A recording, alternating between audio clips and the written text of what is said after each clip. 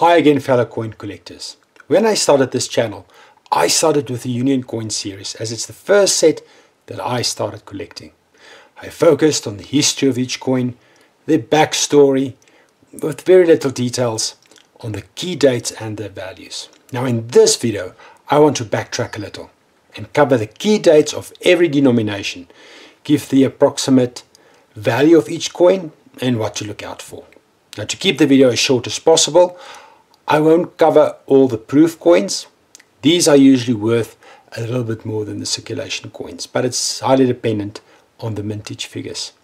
So let's discuss the humble farthing, my favorite coin. The farthing, quarter penny or the oortjie is the smallest denomination in the series and was minted from 1923 until 1960. Consisting of 95% copper, it's a small coin, 20.2 millimeters in diameter and weighing 2.8 grams. The obverse features a British monarch of the time, either King George V, King George VI or Queen Elizabeth II. On the reverse, two Cape sparrows are depicted, a biblical reference to Matthew 10 verse 29 to 32. This commemorates the women and the children subjected to the British concentration camps during the Anglo-Boer War at the turn of the 20th century.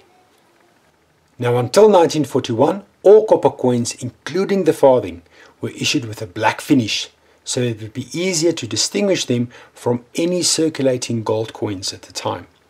This process was done using sodium trisulfate, which is a topic for a whole nother video. Rumor has it that some of these coins escaped this process. So any pre-1942 copper coin with a natural bright red copper color would be very valuable, in particular the farthings. NGC has a couple of red-brown coins graded, but no reds prior to 1942.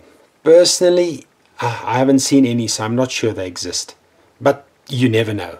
Keep an eye out. An uncirculated farthing dated 1923 to 1929 should fetch around 500 rand. But the value drops quickly for a circulated specimen. The 1926 proof farthing is a key date with only 16 proofs minted. It's estimated to be worth upwards of R500,000, but it's difficult to really pin a price on such an elusive coin. No business strikes were minted in 1926. The rare 1930 farthing is seen from time to time, and with only 6,560 coins minted, of which 14 were proof, even in worn condition, it would fetch a minimum of 500 rand, and an uncirculated raw coin could fetch as high as 7,000 rand. Graded specimens would be worth much more, but it's highly dependent on the grade, like with all rare coins, of course. A MS62 or MS63, around 8 to 10,000 rand, like this farthing that sold in 2009.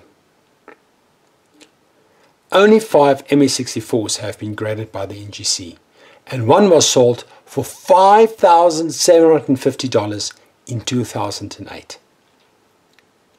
However, this is one of those denominations to look out for, as I've seen quite a few of them that have sold for very low prices.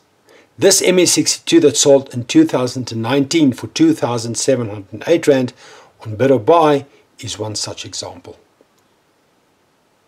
In 1931, two varieties were minted, a South Africa with an S and a Zuid-Afrika with a Z, or a Z if you reside in the US.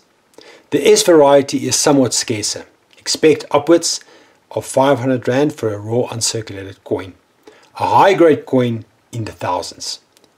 The Z variety about half of that. The 1933, 1934 and the 1934 farthings are ultra rare key dates. Less than 100 of these were minted in total, and it would be worth upwards of 100,000 rand. A spectacular 1936 MS62 was sold on heritage auctions for $12,650. The toning definitely added to its numismatic value. From 1932 onwards, except of course the 32 and the 34, these are relatively easy to come by, but they are somewhat rare in a really good condition.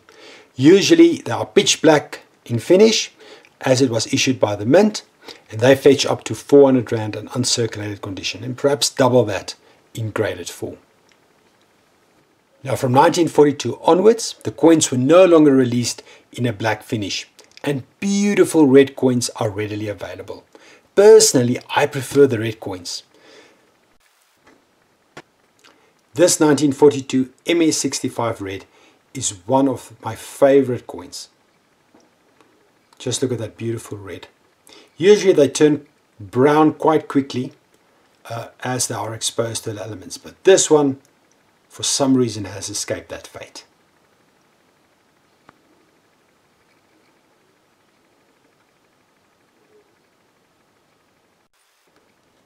Raw coins, even uncirculated ones, can be had for under 100 Rand, and graded specimens for not much more than 500 or 600 Rand perhaps.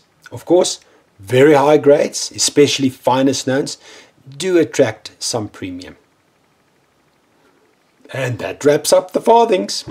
Please look out for my video on the half pennies, which I've already started working on. If you have any questions or remarks, please leave a comment down below. I really do appreciate it. Thanks for watching and happy collecting.